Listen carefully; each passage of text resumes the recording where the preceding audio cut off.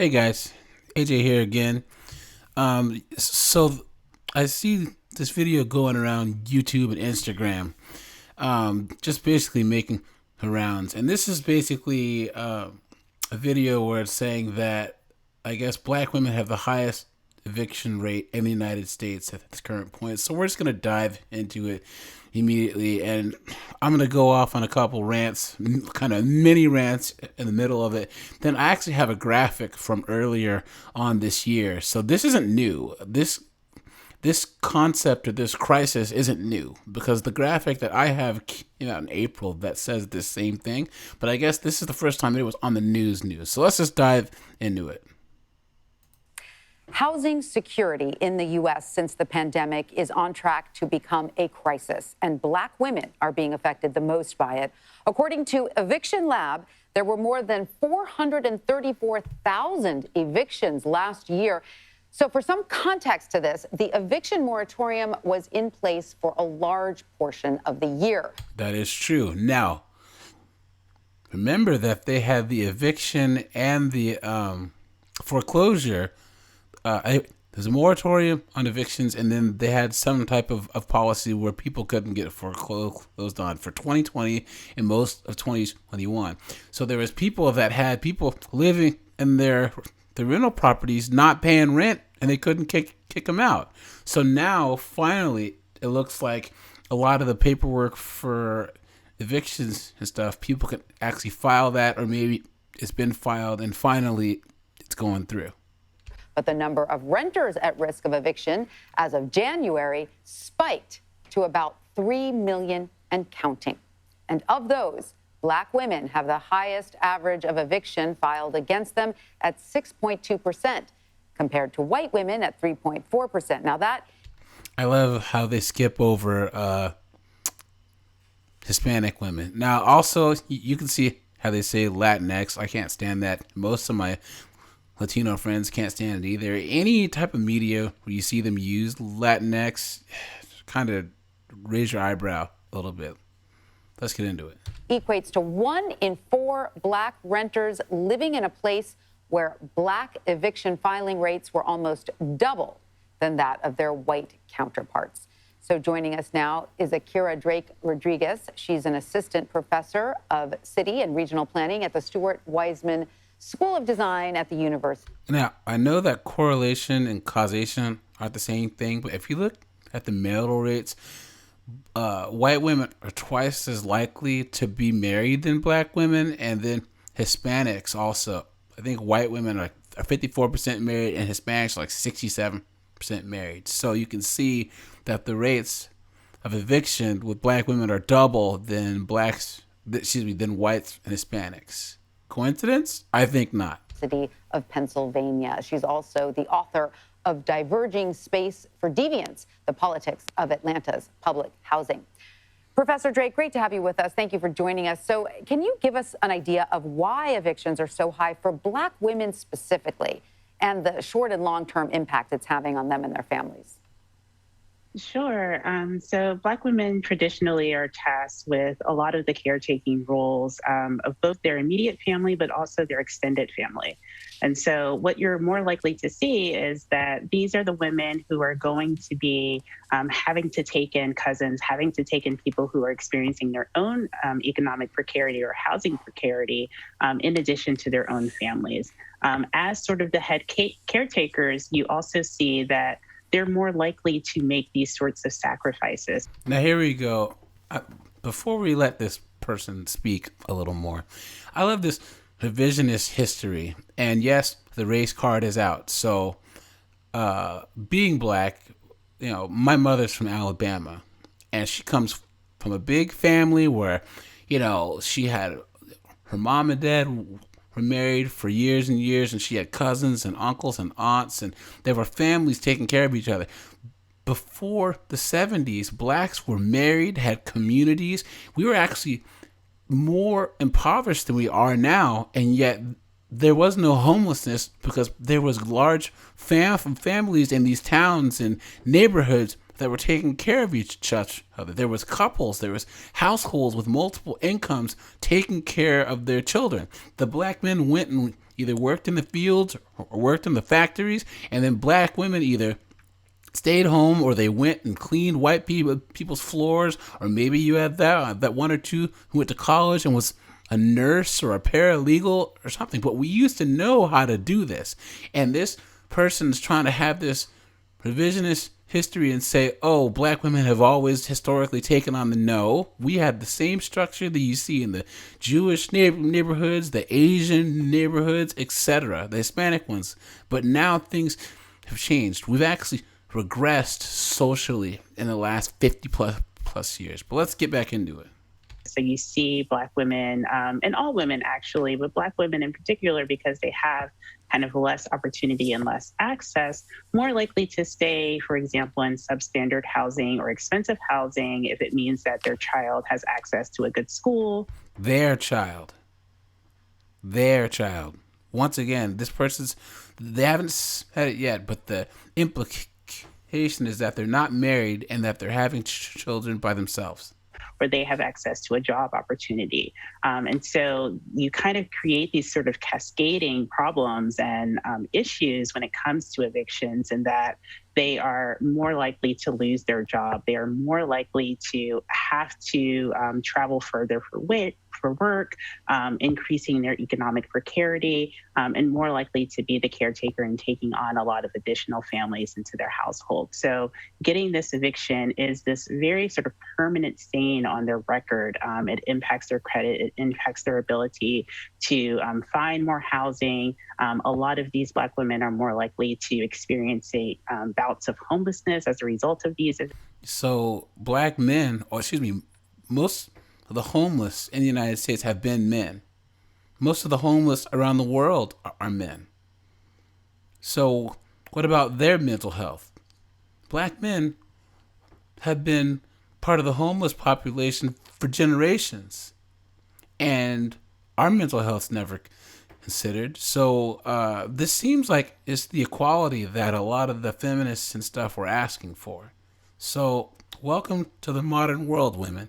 Evictions, their credit is less likely to remain intact after having some of these housing issues. So it's really, when we talk about intersectionality, it really is a prime example of how intersectionality works, right? They are less likely to be employed. They are making lower wages. They are in these substandard housing units, and these impacts are huge. So let's look at this graphic real fast. Forced into substandard housing. Who's forcing them into substandard housing in poor and higher crime neighborhoods? If you wait until marriage to have children, and you have two middle class, working class, even lower class incomes, you don't have to live in a substandard housing in poor or higher crime neighborhoods, which means that there won't be the psychological trauma and the increase of suicide and traumatized children. This is not hard at all. It's not hard. You can see the psychological trauma, the difficulty, and, imagine getting turned down for housing opportunity after housing opportunity, economic opportunity. It can really, really start to have an impact on their mental health as well. Sure, and their families as well, because I imagine they are also more likely to have children in tow, correct? For sure. Yes, this is a very difficult problem. So, Professor, according to that report by Eviction Lab that we talked about earlier, women in general are evicted more than men. So how do you think the Department of Housing and Urban Development... And, all right, audience, ask yourself, women in general are more likely to be evicted than men. Could it be that, men work jobs we hate and just keep working until we're dead? Like we're supposed to? Could it be that men probably don't live above our means and buy stupid stuff with our money? Could it be that men don't own 70% of all the student loan debt and 80% of all the consumer debt? What a thought. Development could be, addressing this issue, especially for Black women, but for women in general. I think it's really important to know about these causes of higher rates of eviction and really thinking about the full package that is required to house someone. It is not just the provision of a voucher, it's not just the provision of a subsidy, it is not just the provision of a single unit. It really is this sort of bundle of care, of transportation, of mental health supports. How about of a family? How about a support system of two families coming together and getting married, like how blacks used to do when we were in Jim Crow and all the worst parts of our history, that we could make it through. And somehow now we're more free than ever. And whoever this professor is asking for I don't know where she expects all these resources to come from, the government or whatever. But what is she even talking about?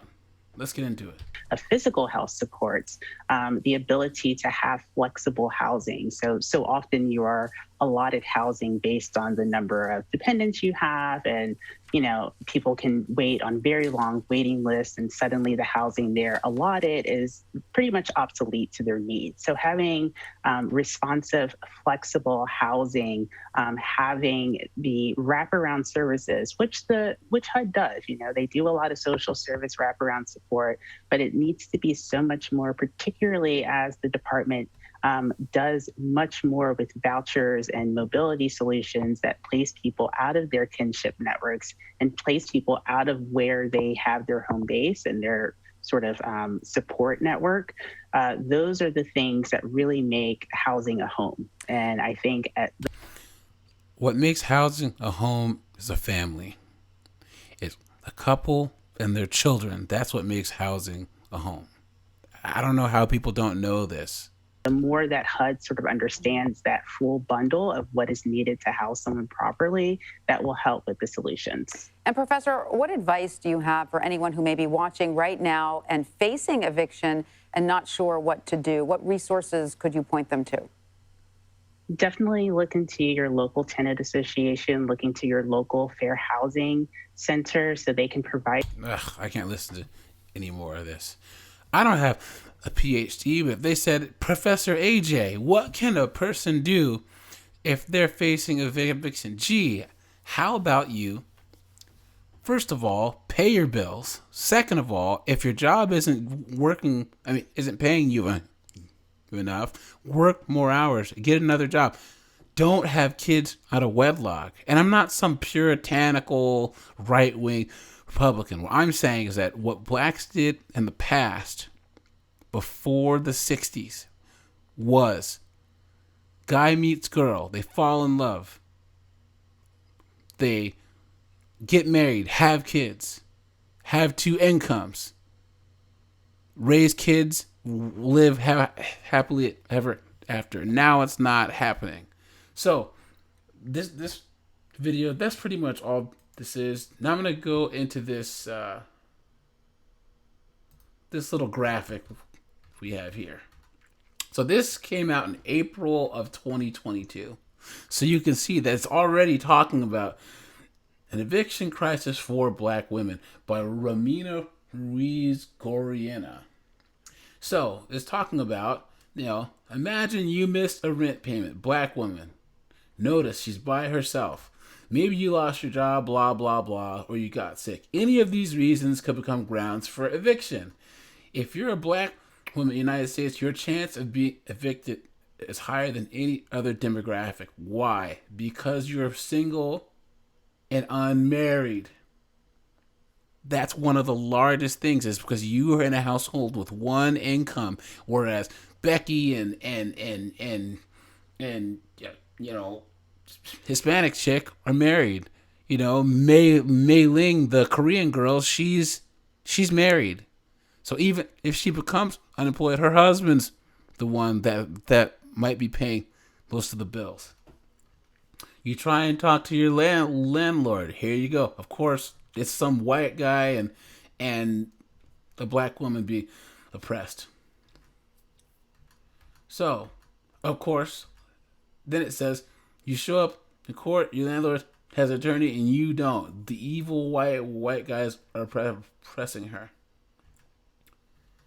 So, basically, now it's the consequences.